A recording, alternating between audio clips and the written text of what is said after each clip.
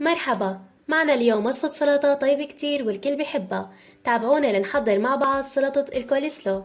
نحتاج ملفوف أبيض رح قطعه لشرائح رفيعة. بقطع حبة بصل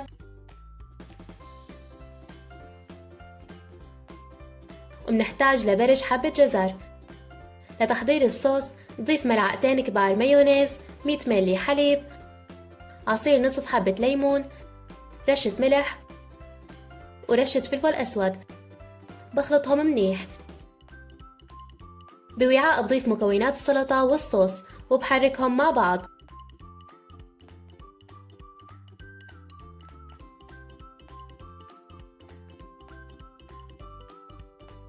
هيك وصفتنا جاهزة للتقديم، جربوها وألف صحة وهنا.